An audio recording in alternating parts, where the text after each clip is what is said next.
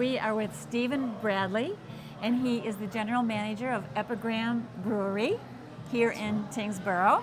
That's right. So tell us the history of the brewery. It's pretty new. Fairly new. We opened in October of 2023. We did our friends and family on the 23rd of October. Then we opened to the public on the 26th. So still fairly new. But the owners, there's three basically working partners that are invested in this place. So they were kind of the guys that started it. They came up with the name, and then they found the brewers. But as soon as I saw the space here, kind of fell in love, and I, reached out about an opportunity, and they gave me a good one here. So that's what got me over here. Excellent. So tell us what all you have here, because it looks like you have a restaurant and other things. It's definitely kind of turned into a little bit of a restaurant, a little bit of a brewery. What's nice about us is we are very family friendly. We offer a kids menu. We have lots of kids in here over the weekend. A lot of breweries don't offer amenities to kind of cater to kids, but we like to be as inclusive as possible, as family friendly as possible. And our patio, we allow dogs out there as well. So you can bring your dog, you can bring your kids, bring your friends. It's a good place to hang out. Excellent. What are the hours? So right now we just started opening on Tuesdays, 3 to 8 p.m. And then Wednesdays, Thursdays, we're open 11:30 a.m. to 9 p.m. Friday, Saturday is 11:30 to 10 p.m. And then Sunday, 11:30 to 8 p.m. So. Excellent. So almost every day. Almost well, actually, every day. We're off on Mondays. That's about it. Okay. And so tell us about the beer. Do you specialize in any one kind, or how does that work? So what's really nice about us is we have a very diverse tap list. Most places you go will be heavy on one style in particular, especially in New England. A lot of IPAs, or the hazy IPA is what people go for. And we make a few of those, and they're definitely solid. But we really have a great variety. Our Opportunity Kolsch is one of our highest selling beers, which is a nice, light, crisp, easy drinking beer. We have a couple lagers, we have a couple sours, a couple stouts, a couple IPAs. We have a West Coast IPA, which is called Coastal Crush, which is more of a traditional style IPA, a little more bitter, not hazy. So we try to offer a nice variety. So we don't really just focus on one style in particular. We like to have a good variety. What goes into making a beer label? Because it seems like those are a big deal. It is. It's certainly half the battle, and especially when you're doing distribution, it's a battle because a lot of people focus on the artwork, and sometimes your eyes kind of lead for you, and that's what's making the decisions. But we use this company called Dead Rabbit. So it's basically a design company, and they help us kind of take our creations and turn them to life.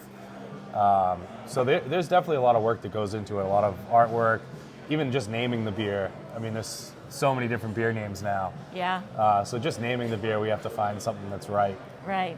Our flagship is Temptation. So kind of the inspiration for Epigram is this guy named Oscar Wilde.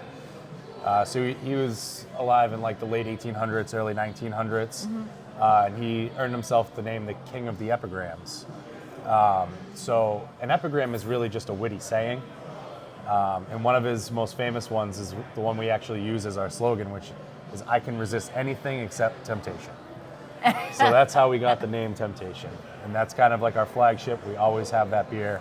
It sells very well for us. So I imagine people can come and they can do a beer tasting where they try a few different ones. Yeah, absolutely. We offer flights. You can pick 4 at a time. They're little 5-ounce tasters of each beer. And what's nice is our menu gives you a really nice description of the beers, because they're all a little different. A lot of the times when you get IPAs, they taste very similar, but ours are actually very complex. They're very different. We use very different hops on them. We've changed up the malt builds to make them very unique. Excellent. So the owners, have they always been in the beer business? Was this something new for them, or? So no, this is all new to them. One of them has a real estate background. Another one has an accounting background. So there's only two of them that were actually restaurateurs in the past, but they never dived into the realm of craft beer. They're all golfers, so they were actually golfing one day, and they'd be like, "Oh, wouldn't it be nice to have a brewery?" And this is how it all came about. Amazing. So they're entrepreneurs, basically. Absolutely. Yeah. Yes, they're definitely businessmen, and they're learning. They're learning about the restaurant business as we go. Yeah. They are good at kind of taking advice from myself and our chef, Adam Lapierre. Both of us have been in the service industry for 7-8 years at least. I've been in the beer industry for 8 years. He's been in the cooking restaurant business for, I think, 12 years now. And he really helped us shape our food menu. Okay. Which is another good thing that we have that a lot of breweries don't have is a full food menu. Okay. And it certainly helps to keep people here and have another beer. But I have to say our food is top notch for the area. Oh, okay. And we specialize in South Shore bar pizza. It's a very Do particular you? style of pizza. It's usually a small 10-inch.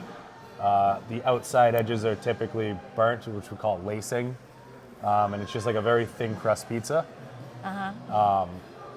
Very hard to find in this area. You can really only find it South Shore of Boston. We also offer a lot of sandwiches, appetizers.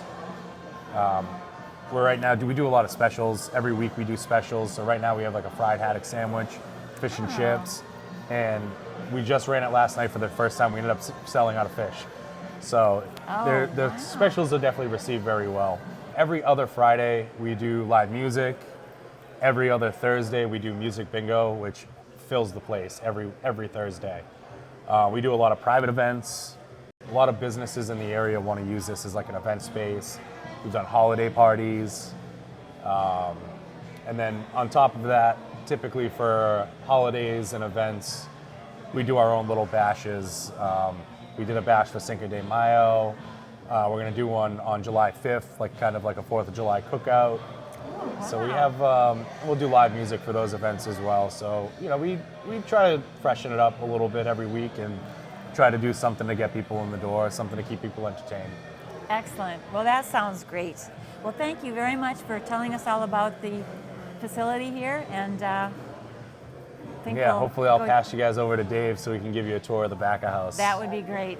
All right. Thank you very much. So this is Dave Smythe, and he is the did you call it brewmaster? Brewing lead of lead brewer and lead brewer and innovation. There you go, lead brewer. He makes up all the recipes for the beers here. So, can you give us a tour of the I brewing sure process? can. Let's go. All right. Are we coming up? We're coming up. All right, so this is where the process starts. Up top here, we have our grist case. This is where all the milled grain goes and just gets ready for us to dough in and get the brewing process started. So underneath the grist case is our mash tun. This is where the brewing process starts. We're gonna add grain and water together, and at a certain temperature is when it's gonna start extracting sugars from the grain, and at different temperatures is where we're gonna get different chains of sugars, which in the final product will either create a drier beer or a more sweet and have more mouthfeel in the final product. Okay. So do you have beers that go either way? We have beers go either way. Our lagers will tend to be on the drier side, less sweet, and our IPAs tend to be a little more sweet, have a little more body, a little thicker on the mouthfeel. Okay. So you have some stuff going here right now. I can see a little steam. Yep. So these are full? So the two big tanks behind me, they are full. They're full of water. This is our hot liquor tank. So it's filled with hot water. It's at 186 degrees, so we have hot water on demand for the brewing process. This tank over here, this big tank, is our cold liquor tank. So it's got cold water, and that is used mainly for getting our temperatures correct, as well as getting our hot wort down to a temperature where the yeast is not going to die when we add it to our fermenter. Okay. Is there a certain kind of water that you use? So here in Tyngsboro, they draw water from a couple different ponds and lakes. So we have a RO system, reverse osmosis. So we're stripping all the minerals and starting with blank water. So we can actually recreate any water profile in the world with the system that we have. Okay. And I bet that makes a big difference in the Definitely taste, makes right? a big difference. Once we get our sugar conversion to happen in the mash tun, if we filter it through the grain and we bring it over into our kettle, here when we get fully collected, we're going to bring it to a boil. And when it comes to a boil, it's going to convert some of those starches into fermentable sugars for the yeast. Okay. This is also the process where we're going to be adding hops for bittering. Okay. After that, we can run our wort through a heat exchanger and bring it down to temperature during our whirlpool. And when we add hops during the whirlpool process, that is strictly for flavor and aroma. Wow. Is whirlpool what it sounds like? Yep, it spins and you add your hops at that temperature and it all pools in the middle. So when pulling off to the side, putting the wort into the tank to start fermenting, we're not pulling any of the hops and proteins left behind. So we're gonna come down here, I'm gonna show you that heat exchanger. Right here is our heat exchanger. This is we're gonna send wort through it, but we're also gonna send cold water the opposite direction, and that's gonna cool the wort down. And then we're gonna come through this little contraption. We're actually gonna add oxygen to the wort, and then a longer hose can go to any tank in the building. So we're gonna get it down to a temperature, depending on the yeast, but below 100 degrees, so we don't kill the yeast when we add it. And then the oxygen just helps the yeast grow and start fermentation. Okay. How long does it take to make a batch of beer? It depends on the style. Okay. Ales are usually anywhere from 2 to 3 weeks, and lagers, we like to lager for about 5 to 6 weeks. Oh, okay. And are you constantly making something? Are these? Yep, we're Constantly constantly doing- making. We brew about 3 to 4 times a week, and these tanks are constantly getting new beer put in them. So to bring you through our cellar here, we have a 10-barrel system. So we have 10-barrel fermenters, but we also have a couple 20-barrel fermenters, so we can double brew. And like our flagship will go into the 20-barrel because it's our most popular beer. It's our flagship IPA called Temptation. Yep. And but we have 9 fermenters and we have 2 bright tanks. The difference between a fermenter and bright tank, the fermenter is for fermentation, but you can see they all have cones at the bottom of the tanks. Yep. And that is so we can, when we crash the beer, all the yeast and the hops and suspension will fall to the bottom. So when we transfer into our bright tanks, we don't transfer any of that unwanted material that we have put in the beer. Okay. What is this coming out of the tube? So the tube is it's a blow-off arm. So when the fermentation process happens, the yeast will create alcohol, take the sugar, eat the sugar, and create alcohol. It also releases CO2. So this is so we don't overpressurize the tank, and we want to keep it submerged so we know nothing is getting up into the tank and possibly spoiling the beer. And what are the names? Are these the names of the beers on the? They are not. They're actually, each owner got to name a vessel. So there's some significance for behind. So if we come around here, I'm going to show you our 2 bright tanks. We have a 20-barrel bright tank and a 10-barrel bright tank. We have a 20-barrel just for the 2 20-barrel tanks that, in case we're making a double batch. But you can see that they're flat bottom, and these are just conditioning tanks, getting them ready for packaging. So we put carb stone in them, and we'll carb them up here. And they'll usually sit for a day or 2 before we actually put them in kegs or cans. You said carb stone. Yep. And is that the carbonation? It's that for goes? carbonation, yep. It's a piece of metal pipe that has a bunch of tiny, tiny holes, and that's just for the CO2. It helped the CO2 get into suspension in the beer. So we have 2 more vertical fermenters, and I love this tank. This horizontal tank is called a lagering tank.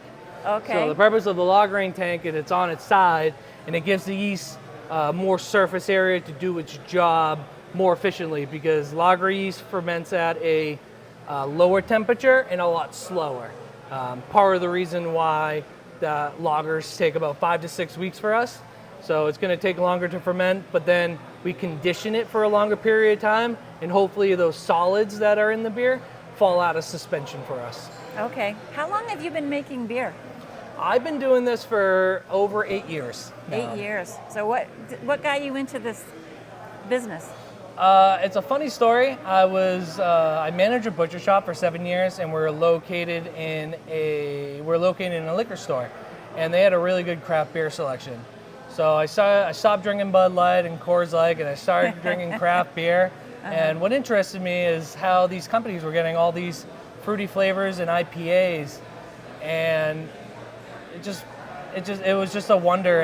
And I started studying, and I got into a massive production facility, and I've never looked back.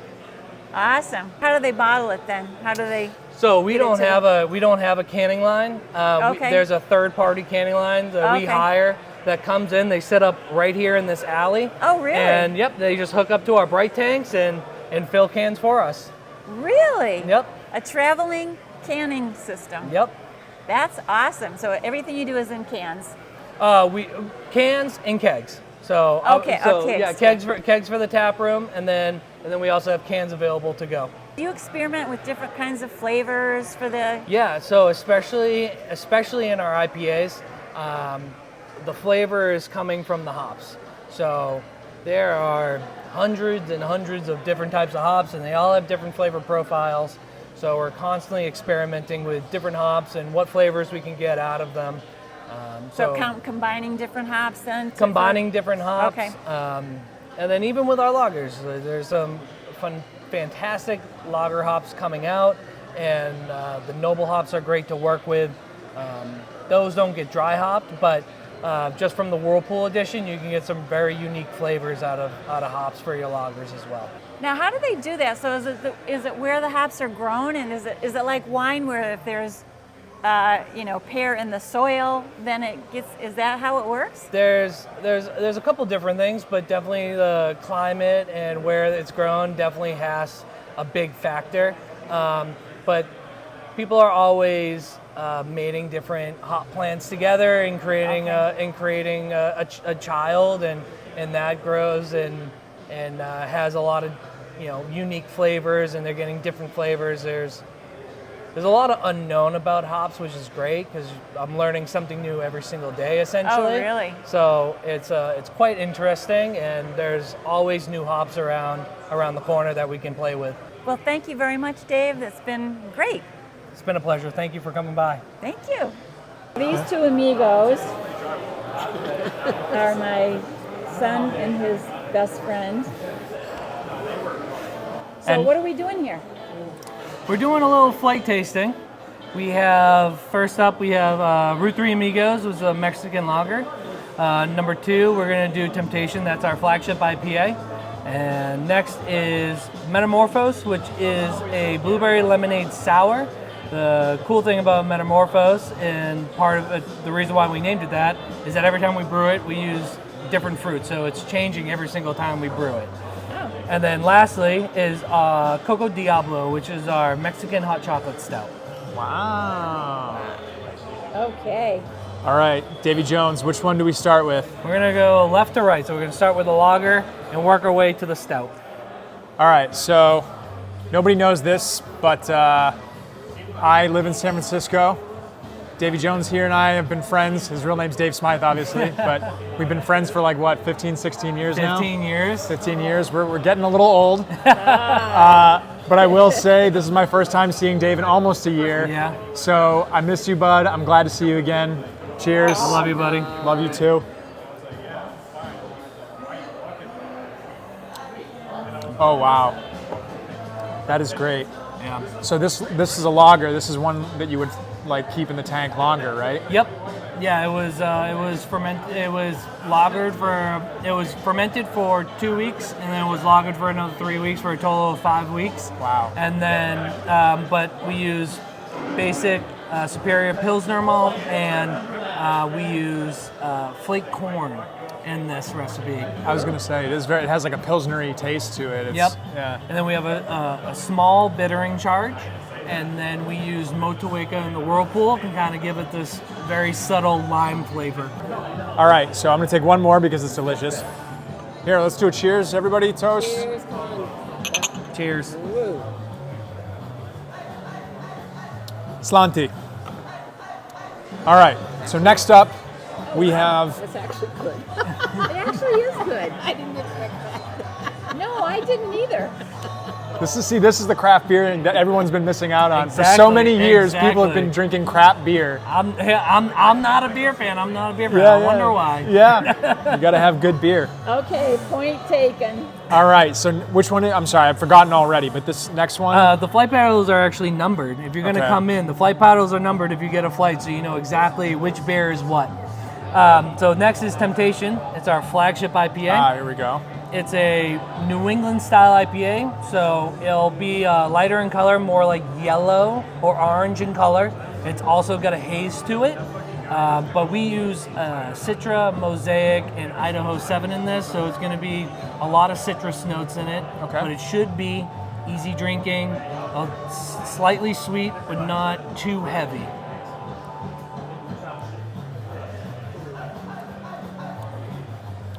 Ooh, wow. Very good. The hoppiness also, like, Yep. very present, but that Citra, like you said, it's almost like you're sitting there with a with a citronelle candle or whatever. What do you call those candles? It's like Yeah, citronelle candles for mosquitoes. Yep. Okay. It's got that same kind of Go delicious. Celtics. Salute. There you go. I don't.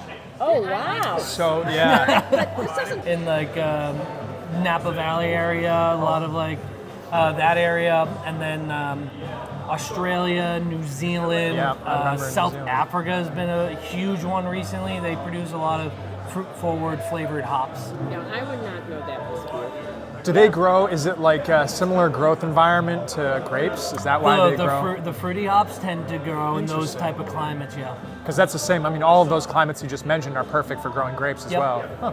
Yeah. Wow. Surprised like Argentina or places like that haven't dove into that aspect. Opportunity. Yeah, So right? I hear what you're saying, but is this places that are doing brewery? Are they doing specialties like this? Because this, I don't know. I'm kind of shocked that I've had two already, and I like both of them, and I don't drink beer. I'm exactly the same way. We're making sure that every time you drink a beer here at Epigram, it's as fresh as possible. So it could also be that you're not drinking fresh beer. I'm not drinking beer at all.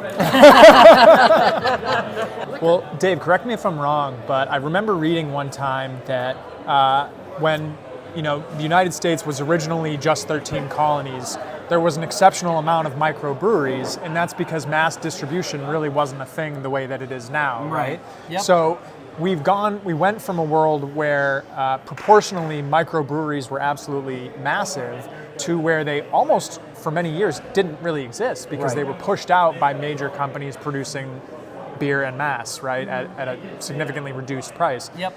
So it's almost like time is just writing itself now, where we're kind of getting back to For sure. microbrewery And first. For a long time now, a lot more people are going to breweries and drinking beer and buying the beer directly from the source rather than buying beer in a liquor store. Support your local business. Next one is All right, Beth. This is the one I'm the most excited for. this is Metamorphose. This is our summer Metamorphose. It's a blueberry lemonade. Cheers. Cheers. Okay.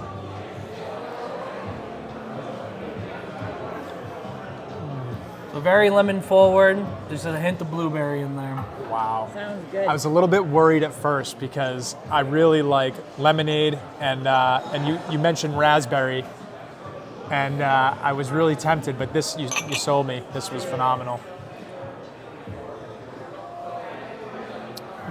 It's smooth. It's got that good citrus kick. Really, I would not think I It's not as sour as some of the sour beers that I've had, So I think, I love sours, but I think a lot of people find them too much. They don't prefer that sour. For sure. This is like a good medium if you just want to dabble in the sour beers. It's a really smooth, really easy to drink, great summer beer. Thank you. And adding the fruit near the end of fermentation also helps there too. Is that what it is? Yeah, it's going to Okay. have a little sweetness, but the yeast is going to consume that sugar, so we're not creating essential bombs and kegs.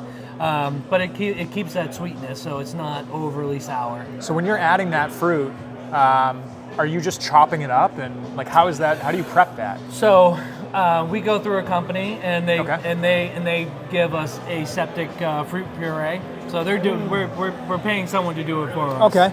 So you get it in puree form, ready to go. Yes. Wonderful. Love it. And you said, didn't you say it matters what fruit? We change the fruit some of the times? Yeah. So right before this, we had a prickly pear peach sour.